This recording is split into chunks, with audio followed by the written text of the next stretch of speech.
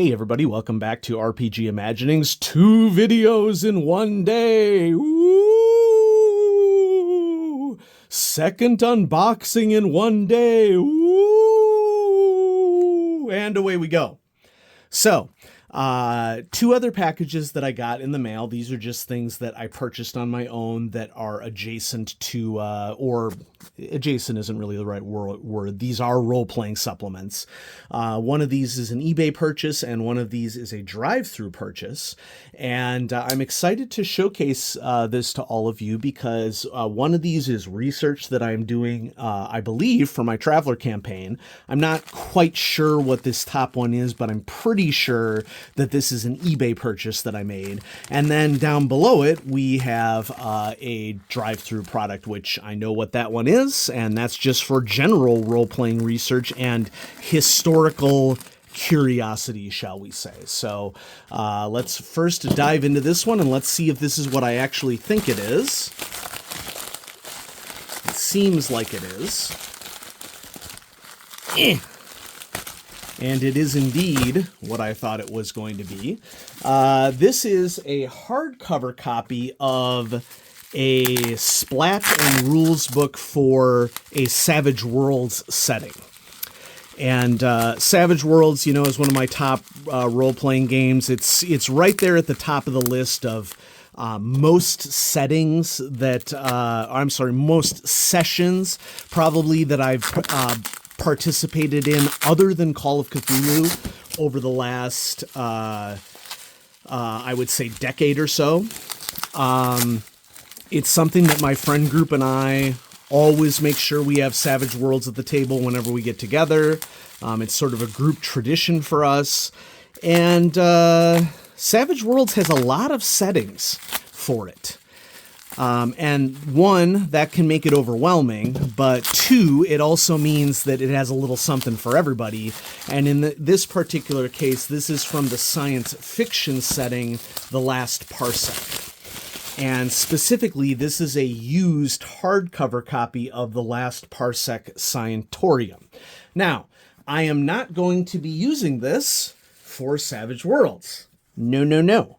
I'm going to be using this for Traveler, because I don't limit myself to situations that are only published for a particular role-playing game, okay? There are going to be things that I can find in this book that are going to be relevant to our Traveler campaign, okay? Let's take a look at the back. I did get this for a great price with it being used. I think I paid $15 shipping included, okay?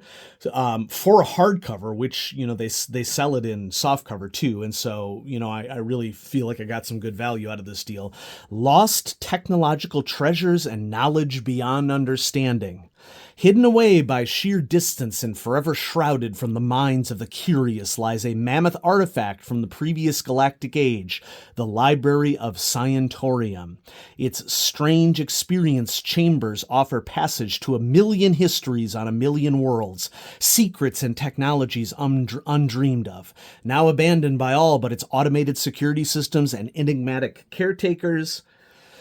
Its workings are oddly twisted and jealous, meting out reward and punishment in equal measure. Scientorium is a setting book for The Last Parsec. It contains new locations and characters for the epic journey to find Scientorium, new setting rules for the library's many wonders, a plot point campaign, savage tales, and detailed insight into the world of the reclusive librarians. This book requires the Savage Worlds core rules and the Savage Worlds science fiction companion to play.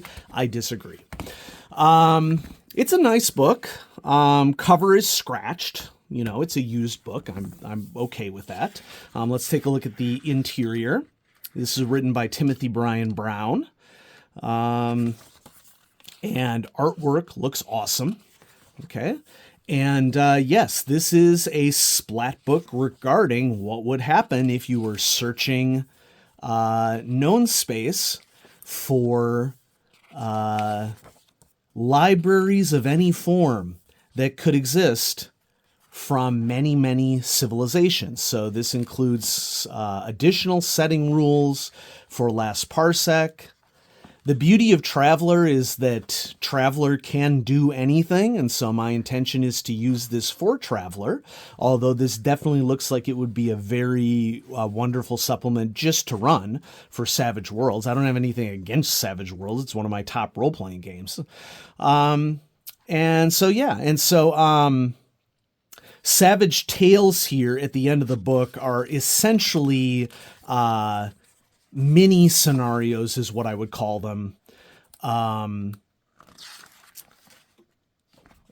Because, they're all pretty short, just a couple of pages long. It basically gives you sort of like an encounter location and some situations, and you would run with it. So I wouldn't really call these scenarios as classically defined by most role players, but heck, it never hurts to have ideas, which is the whole idea behind this.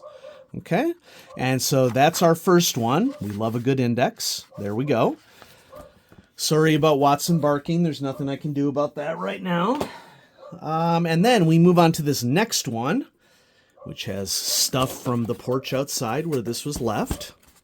And this is from DriveThru. And this is, I believe, AD&D's second edition.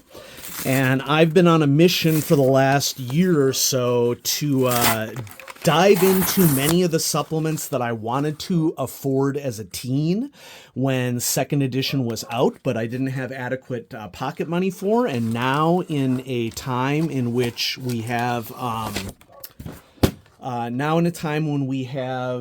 POD, that has really allowed me to explore things that I couldn't afford as a kid, but now I can afford as an adult. And so here we have this chunky tome, and it's actually called Advanced Dungeons & Dragons Tomes Adventure, The Rod of Seven Parts by Skip Williams. Stirrings of an ageless war between law and chaos are drawing into an epic adventure.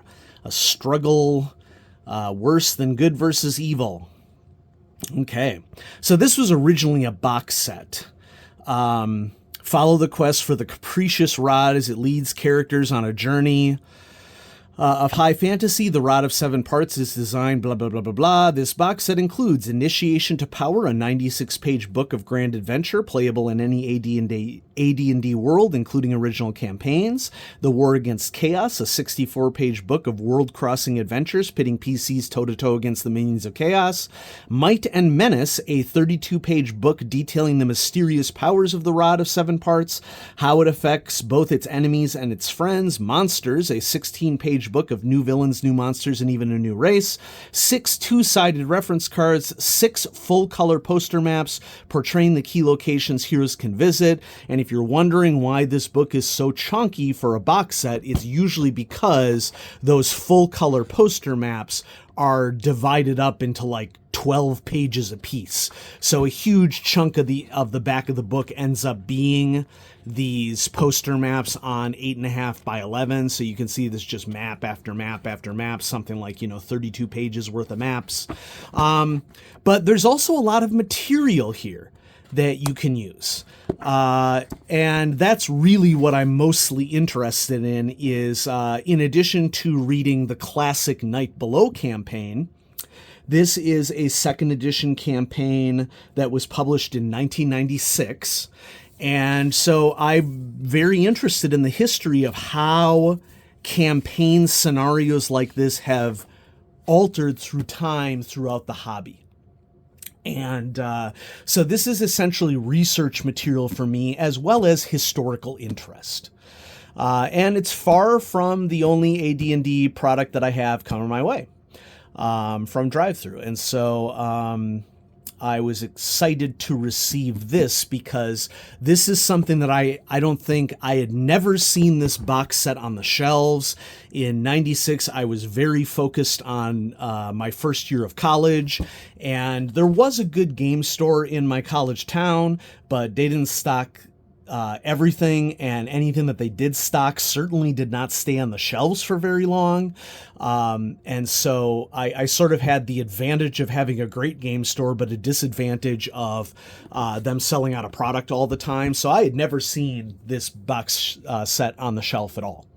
And so it's great for me to be able to go back and use POD to explore products of the past. Now, would I like this as a box set? Yes, I love box sets, but sorry, not sorry. I would rather pay $20 for the text and learn from the text than pay collector's prices for the actual box when really it's the content that is most important to me. I do not collect for value. I collect for ideas and for content. And, everybody collects for different reasons.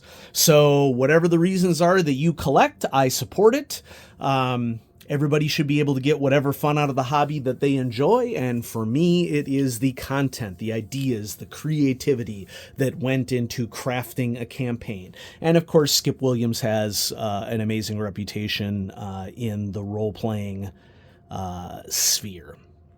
So there we go, folks. That was a double unboxing video of an eBay purchase and what I most recently got for POD. And I have lots of great stuff coming up on RPG Imaginings. I'll do part 2 of Sword in the Stone for Pendragon. The Solo Quest adventure will likely be my next video that I post. I am going to be unavailable here at the end of the month as I help my parents move. But then I'll catch up back with you in August. My hope is to post that Solo Quest Part 2 video before I go help my parents move. So, yeah, thanks everybody for watching. Have a great day.